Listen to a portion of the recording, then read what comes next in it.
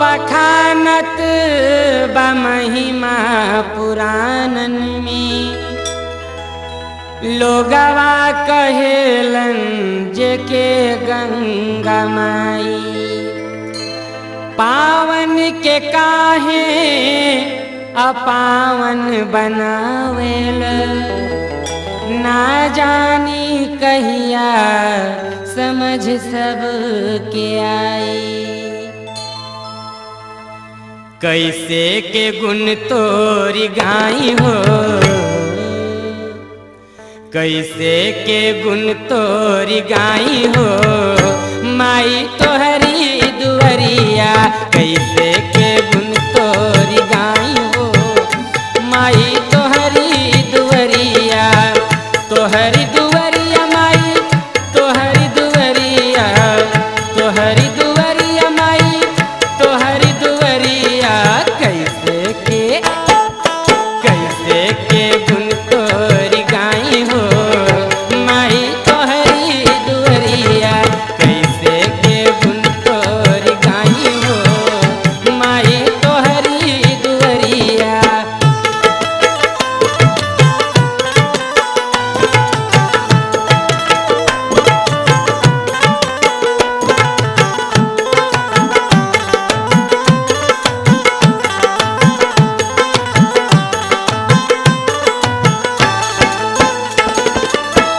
कैले भगीरथ तपस्या बड़ा भारी।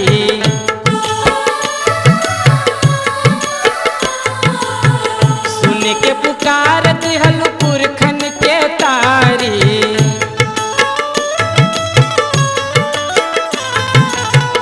कैले भगीरथ तपस्या बड़ा भारी। सुन के पुकार दिहल पुरखन के तारी। बेदवा पुराण इह गाई हो माई तोहरी दुवरिया। बेदवा पुराण इह गाई हो माई तोहरी दुवरिया।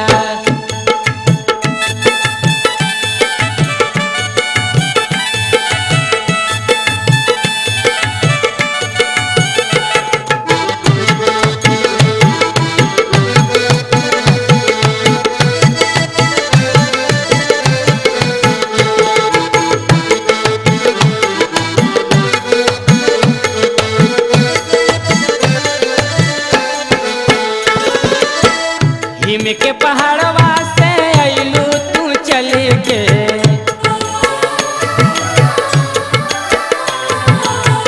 गोम के बहरे तू भइलू निकल के।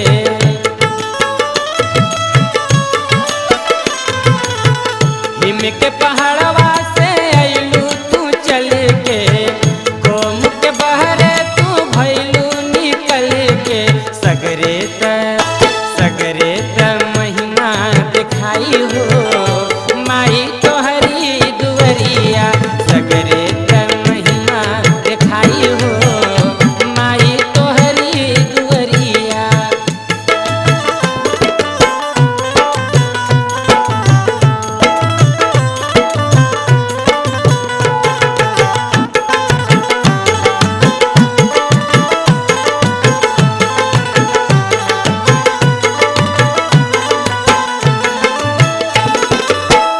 माई तोरी गोदिया में पापी तर गईले।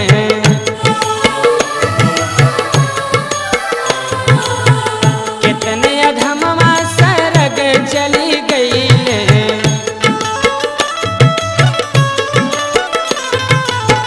माई तोरी गोदिया में पापी तर गईले।